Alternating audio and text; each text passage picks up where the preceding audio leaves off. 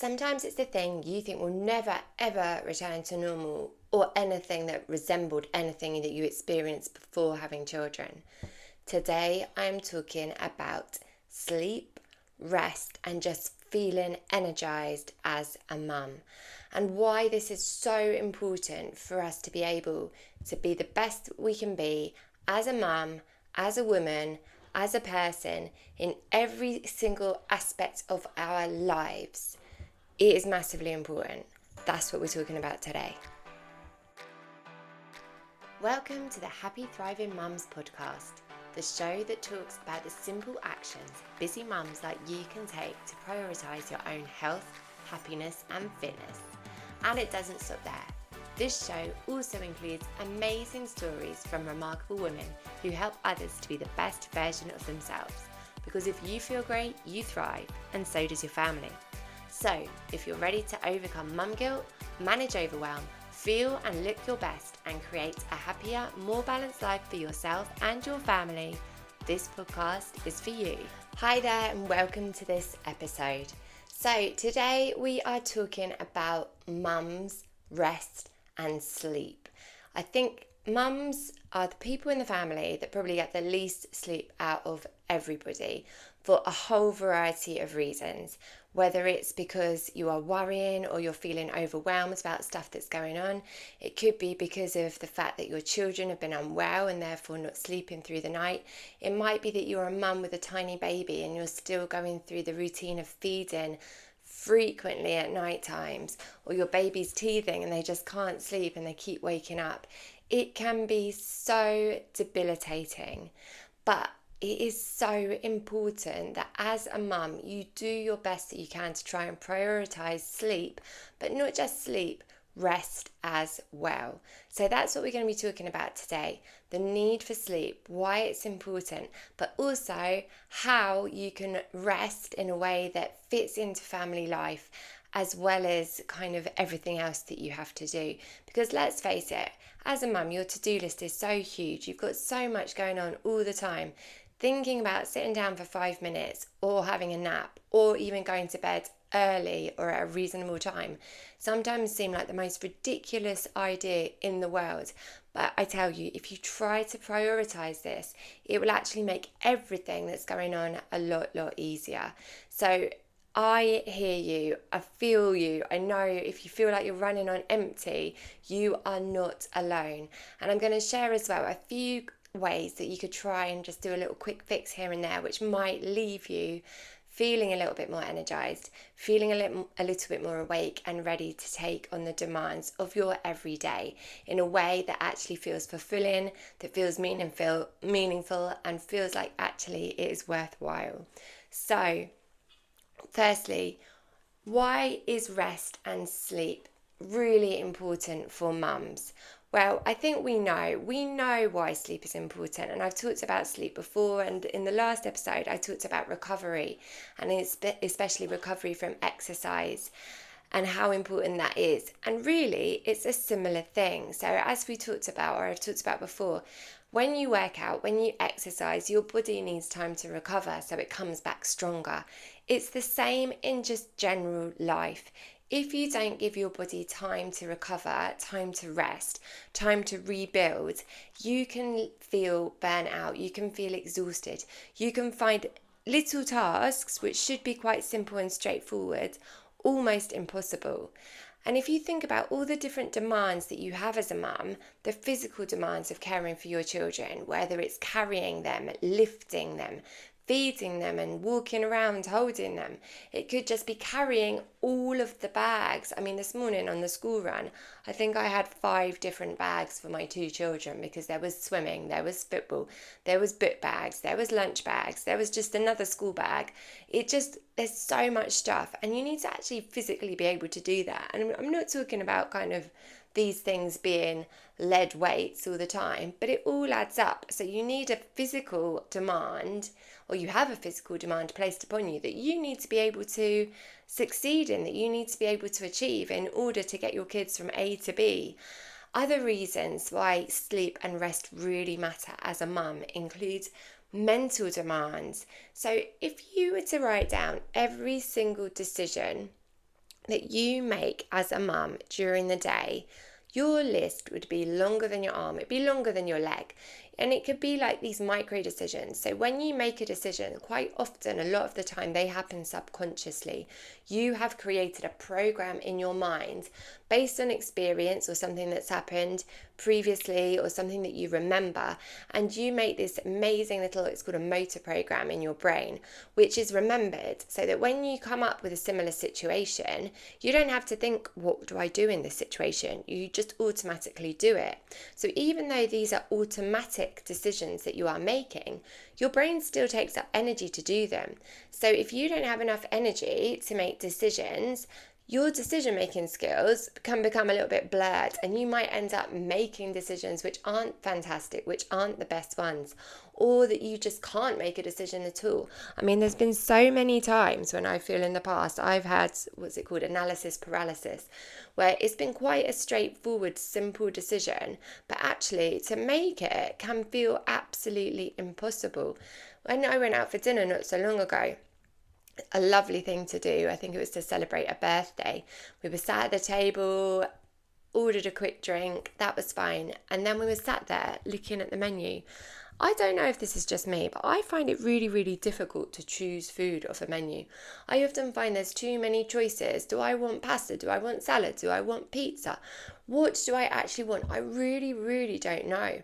And so I sat there looking at this menu. I looked at the first thing, I looked at the last thing, and then looked at the puddings to see what I would like off of that before I went to back to the main course.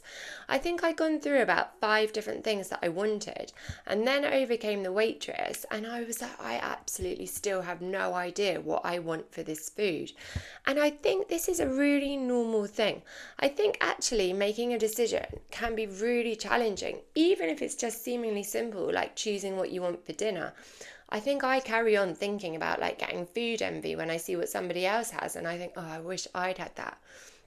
And going out for food is such a brilliant thing, such a fun thing to do. I almost don't want to spoil it by just picking something which maybe I'm going to be regretful for. Is anyone else in this boat? I don't think it's just me. So I found just making the decision of what I was going to eat such a challenge. And I think really it's not down to the fact that it was a difficult choice. It was just down to the fact that I was exhausted from making all these decisions for the rest of the day.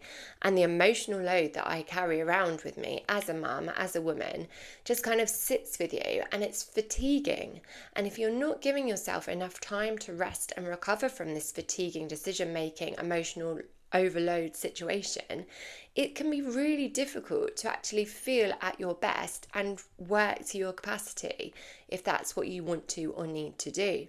So that's another reason, the mental load, the mental demands that are placed upon you, as to why rest and sleep really are important as a mum. So the reason that we need to try and prioritize our sleep, prioritize our rest, is for these physical demands, these mental demands. But sleep also can help regulate your mood, your hormones, your memory, and your immunity. So sleep is like this absolute amazing superpower which can completely change the way you feel, the way you act, and what you actually remember during a day, as well as keeping you well. So the guidelines for the amount of sleep that we should be getting is between 7 to 9 hours a night. I put my hand up, and I know for a fact that I don't think I ever on a regular basis get that much sleep. And it's a whole reel of reasons why this is the case, many of which I've just explained. But I also have another one, whereas in the evening, I feel that that is a time when, as an adult, I should get a little bit of downtime to myself. But quite often, this downtime doesn't occur until after 9 o'clock. And really, that time is when I should be going to bed. But I have this kind of like block in my mind, I don't know if anyone else feels the same, that I feel that I should still get a bit of time just to kind of sit and to chill out and to like veg out and rest, have a bit of rest, kind of just doing nothing, having a chat with my husband before actually going to bed. When actually, really, maybe it would be better for me to just go straight to bed and get a bit more sleep. This is something that I wrestle with constantly.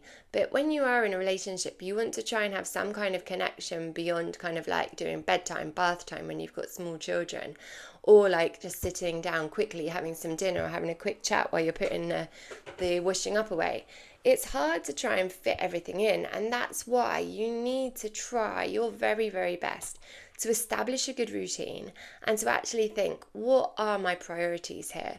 Are my priorities staying up that little bit later and watching something on Netflix when actually I don't enjoy it? Or, classic, I'm sure I'm not alone here, I spend half an hour on Netflix looking through what I could watch, can't make a decision because I'm tired, and then end up either watching something which I really did not enjoy or just think, oh, I've had enough of this, and go to bed without anything at all. So it's the weighing up of actually what is an important thing for you to do, what is the thing which is going to make the biggest difference to your life and how you feel. Because at the end of the day, the most important thing is how you feel.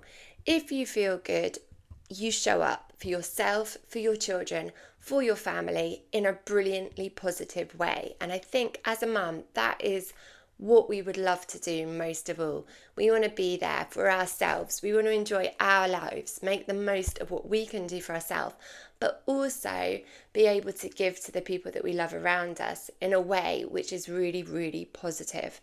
So today, that's what we're going to talk about. We're going to talk about ways to do this. So one thing I think is a really good starting point is to remember and acknowledge that resting, sleeping, sitting, going for a walk, anything which you feel is restful, reading a book, listening to a podcast, meditating, exercising, for some people that could be restful. It is not selfish. It is essential. If you do not take the time to rest, and it doesn't have to be for 3 hours a day, 2 hours a day, an hour, it doesn't have to be a 10-hour sleep at night, but just some time where you are able to just recover for a few minutes and reset yourself, you are able to give more to others, to give more to yourself. So it's not a selfish thing to rest. It's actually massively important. So let's think about this in different terms. We know that as a mum, there are some real challenges which can prevent us from being rested and getting good sleep. So the first of these are your night feed. So if you've got a small baby that is still feeding through the night, obviously this is likely something you cannot change instantly or quickly. You need to provide food for that baby. Babies just have these needs which cannot be modified at certain times. I know there's so many different strategies out there or theories about different ways to get your child onto a good sleep program, and that is beyond my expertise to actually talk about those, because with my children I was useless at trying to get them into a good sleep pattern when they were small. I just found it really hard. I really struggled. And especially with my daughter, her naps were non-existent during the day. I had to walk with her for her to nap. Getting her to sleep was terrible. And unfortunately, it's still similar now. And I think that's just her personality. I think she just falls asleep late, would love to get up later, and that's just what she is. She is a night owl.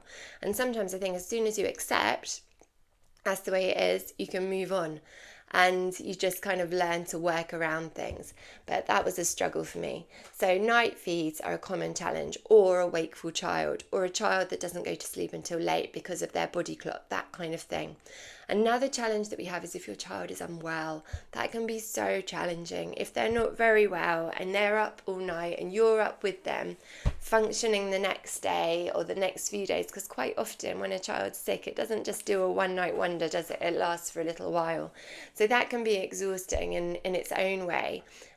But that at least is only generally a limited amount of time, isn't it? It's a temporary thing, so you can just kind of like sometimes just have to really take a deep breath, do what you can to rest for the other times during the day, but just power through that. And I'll talk about ways to do that in a little bit. Other problems which can prevent or give more challenge to you sleeping as a mum is stress. Stress is something that everybody feels at some time, and there can be a whole range of different causes linked to it. But quite often it's that feeling of fear of something, or a feeling of overwhelm, or that you can't cope, or that you just feel like you've got lots of things to remember and do all at a certain time, which is challenging or tricky to cope with. That can leave you awake at night or find it difficult to go to sleep. So this is really normal, and I think so many mums really do suffer from this. But again, I'm going to go through some strategies and ways to try and help this, to give you more emotional rest, which hopefully will reduce the feelings of stress, which will then allow you to sleep a little bit better or fall asleep a little bit easier. If we are not getting enough sleep, it can also affect our attention. So say something is happening and you kind of like switch off from it for a minute, or someone's talking to you and you realise that you've actually listened to or not heard any of what they've said. This can be a problem if you're not getting enough sleep and rest. So it can also, again, not sleeping can affect your stress hormone levels, your cortisol levels. And this stress hormone, if it's high, it can make you feel more stressed, and that can also affect your sleep again. So it can be an ongoing circle of things. If you're feeling stressed, it makes you more stressed. If you can't sleep, that can make you more stressed, and then it makes sleeping more difficult. So there's lots of things you can do to try and bring this cortisol level down, to reduce the feeling of stress, to allow you to hopefully sleep and rest a little bit better. Interestingly enough, the NCT have shown that they think that 38% of new mothers report less than 5 hours of uninterrupted sleep a night.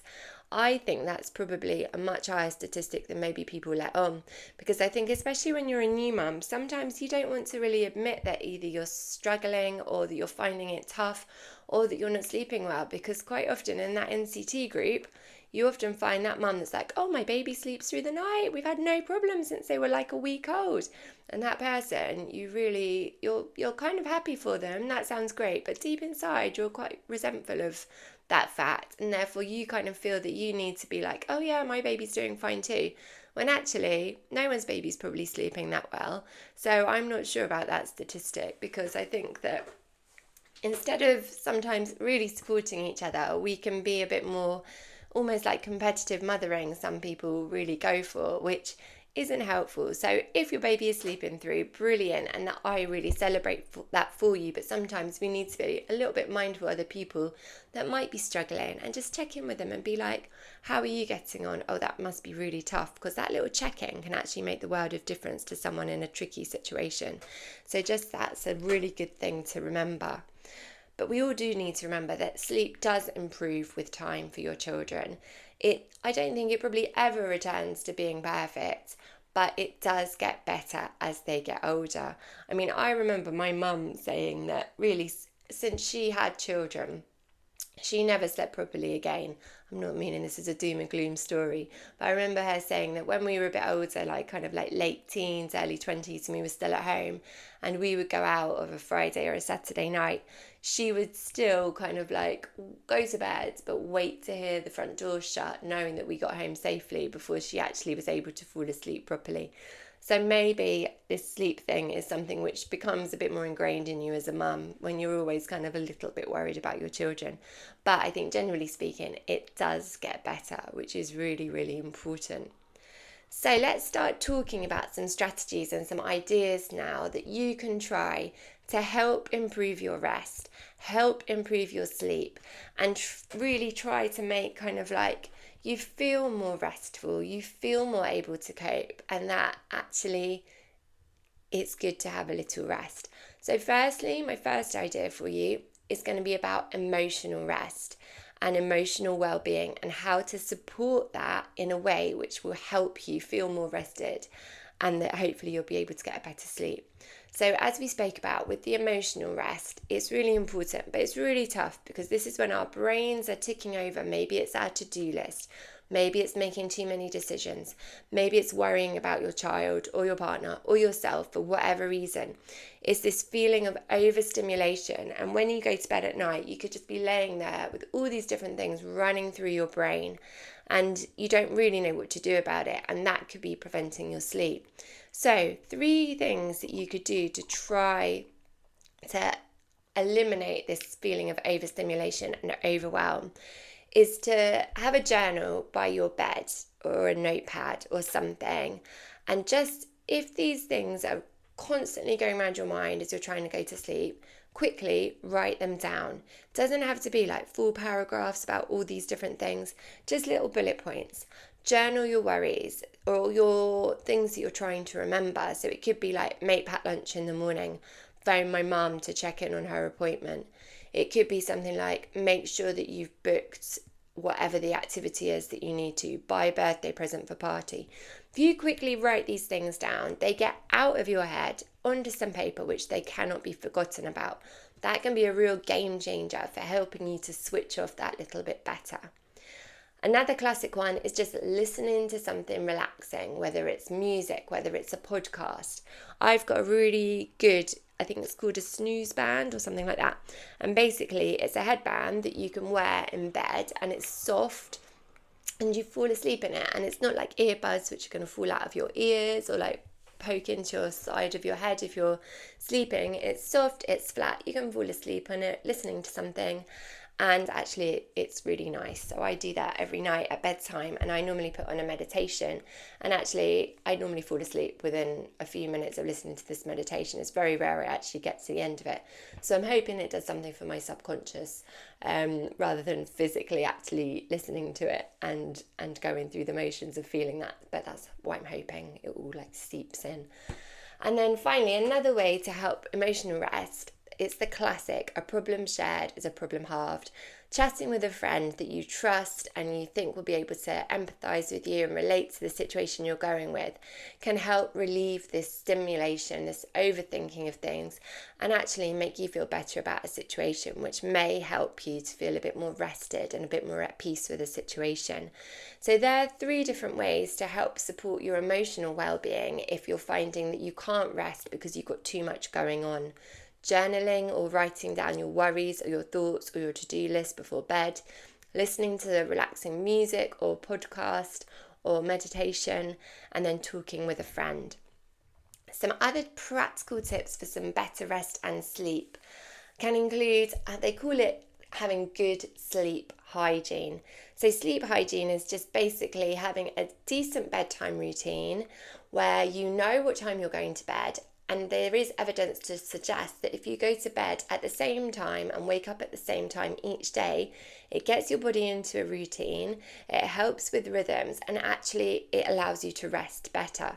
So having a constant bedtime, a good bedtime routine, switching off screens before bed, so no scrolling whilst you're lying in the bed, head on the pillow, looking through TikTok or Instagram or something like that. Refrain from looking at your screens for at least an hour, if not a little bit longer, before you go to sleep. And also just ensuring that your room is a real sanctuary. So whether it's just the fact that it's a space which is relatively uncluttered, it's got nice low lighting, it's all kind of quite cozy and calm, that can really help with sleep hygiene. So that's the second idea for you. Have a good sleep hygiene or a good sleep bedtime routine to help you switch off and feel relaxed before going to bed. A couple of other things that you could try as well. It can be so difficult, and the idea of having a nap when your baby naps, for me, never worked, because as I said, my babies just didn't tend to nap. But if you've got a small baby and your baby's having a nap, rather than thinking, oh, I'll just do the housework, I'll do the shopping, I'll do X, Y, Z, give yourself the grace to actually just go and have a 10-minute power nap. It can make a massive difference, just a quick nap. Even like if you've got older children and they're watching a bit of TV, lay on the sofa with them and have a quick 10-minute shut-eye. You could wake up feeling massively refreshed, and it might just give you a little energy burst to help you get through the rest of your day. It can be absolutely game-changing. A little nap, a little weekend nap is one of my favourite things. It's so good. Just like curling up on the sofa and just shutting your eyes for a little bit and waking up and feeling refreshed makes an absolute massive difference. So sometimes don't worry about the to-do list. Just think, oh, I need this. This is actually what I need. That's a great question to ask yourself. What is it that I need right now? And then leaning into that rather than doing something that you think you should do when actually it probably won't make as much of a difference to you by doing that thing that seems important but actually isn't really. So they are just a few ideas for you to go away and try to help you get a bit more rest as a mum, which can hopefully seemingly fit into your day a bit more. Things to remember are that 5 to 10 minutes of calm can really help, whether it is just sitting and having a cup of tea, a quick chat with a friend, or just having a nap on the sofa. Just prioritising your rest can make you feel stronger and more present as a parent, rather than spending all the time doing those urgent things or those seemingly urgent things on the to-do list. So the key takeaways: rest is important to allow us to physically function at our best, make good decisions, and just cope with the general demands of life and motherhood. As a parent, we know that there are many challenges involving our sleep, and these are really normal. And they do improve as your children get older in most cases. So hang on in there. I feel your pain, but you will get through it. Everything is temporary. As a mum, quite often we carry so much that we are often overstimulated and we don't get the emotional rest that we need. So to help with this, try writing down your feelings, worries, or to-dos. Try thinking about listening to something calming, meditative, or just relaxing before you go to bed, and stay away from those screens just before bedtime. Enjoy a good bedtime routine. This can really help get better sleep and better rest. And also, just an aside and another thing, I just want to remind you, asking for help is a strength, not a weakness. If you actually really need somebody just to sit with your kids for an hour whilst you do go and have a true hour of quiet to yourself, or even half an hour, reach out to someone, whether it's your partner, whether it's a friend, whether it's a family member. People do really love to help. And sometimes we can feel like asking for help is a really challenging thing and we shouldn't be doing it. But actually, it can sometimes be the most important thing that you can do. Please reach out. Thank you for listening. I hope you have found this episode useful. I hope you have found it reassuring that everybody goes through challenging times involving rest. And I also hope it helps you to feel empowered to actually take a bit of time for yourself every day if you can, so that you can rest, you can feel recharged, and you can work at a level which you feel good, and by you feeling good helps everybody around you to feel great too. Thank you for listening. Have a wonderful day.